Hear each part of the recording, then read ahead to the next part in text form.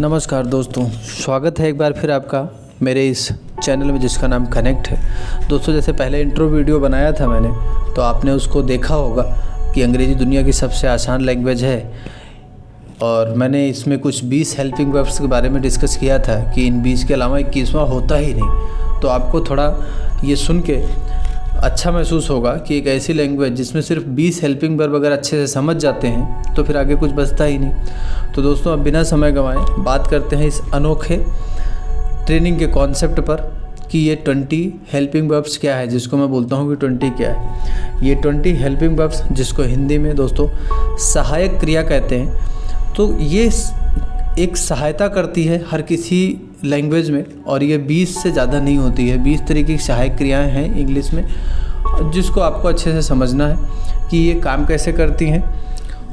तो चलिए शुरू करते हैं। So there are only 20 helping verbs.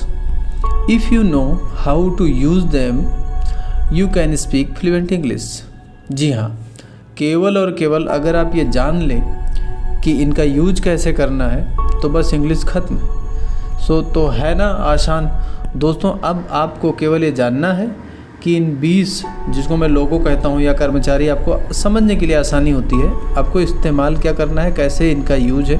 तो आप इनको नोट्स बनाइएगा, अच्छे से समझिएगा कि ये जो 20 हेल्पिंग वर्ब्स हैं, जिनको हिंदी में सहायक क्रिया कहते हैं, आप कोई भी अखबार पढ़ लीजिए, आप कोई भी किताब पढ़ लीजिए, आप कोई न्यूज़ चैनल सुन लीजिए, आप कुछ भी कहीं भी आप ये इंग्लिश का यूज़ करके देखिए कि आपको ये जो 20 मैंने बताया है, इन्हीं 20 में से एक मिलेगा आपको। ये मेरी गारंटी है आपको कि 20 में से 21वां कुछ नहीं मिलेगा आपको, ये 20 में से एक आपको मिलेगा। ये है क्या?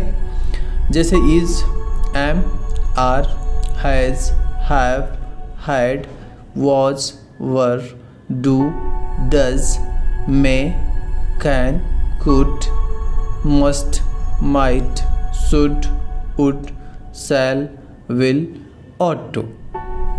तो दोस्तों, ये इसमें 10 आपस में सिमिलर हैं। मैं इसको और आसान कर देता हूँ और सिंप्लीफाई कर देता हूँ आपको समझने के लिए, जिससे कि आप और अच्छे आसानी से समझ सकें। मैं किसी ग्रामर की, टेंस की कोई बात नहीं करूँगा, कोई कॉम्प्लेक्सिटी नहीं है, कोई जटिलता नहीं है। मैं इसको और सिंप्लीफाई आपको कर देता हूँ। आप इसको, ये जो 20 है ना दोस्तों, इनमें भी कुछ आपस में सगे भाई हैं। सगे भाई का मतलब आप समझिए, जब मैं कहता हूँ सगे भाई हैं, आपको ये नया अनोखा ट्रेनिंग का तरीका खूब पसंद आने वाला है। अब आपके लिए ये 20 कर्मचारी क्या काम करते हैं ये समझना और भी आसान हो जाएगा, क्योंकि इनमें से लगभग 10 कर्मचारी ऐसे हैं जिनका काम एक जैसे ही है, आपस में सगे भाई जो हैं ये, इसीलिए मैं इनको आपस में सगे भाई कहता हूँ। जैसे ये मान के चलिए आप कि काम लगभग सिमिलर है, थोड़ा सा फ़र्क है। तो दोस्तों चलिए अब मैं आपको ये बताता हूँ कौन है ये इनमें आपस में सगे भाई और क्यों। तो चलिए अब मैं आपको ये बताता हूँ, ये दोनों एक ही तरह का काम करते हैं। दोस्तों, कुछ हिंदी में ये मात्रा का थोड़ा मिस्टेक हुई है, तो इसको इग्नोर करिएगा और टाइपिंग के समय पता नहीं चला ऐसा हो गया है, तो इसको आप ध्यान मत दीजिएगा। इससे बजाय इसके कि ये इंग्लिश का ऐसा कॉन्सेप्ट मैं बता रहा हूँ आपको, समझना आसान होगा। कोई ग्रामर व्रामर नहीं है इसके अंदर, कुछ भी नहीं है, एकदम सिंप्लीफाइड तरीके से।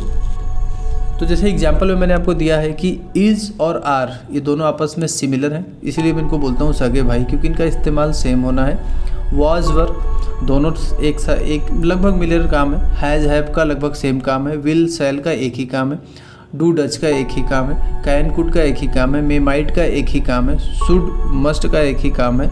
डिड और हैड का एक ही काम है। बस इसमें मामूली सा अंतर है कि आपको इसका इस्तेमाल कहाँ करना है। भाई बट ऑब्वियस है कि 2 सगे भाई होते हैं तो दोनों एक ही परिवार में होते हैं, अलग बात है, लेकिन नाम अलग अलग होता है और थोड़ा मामूली सा डिफरेंस होता है।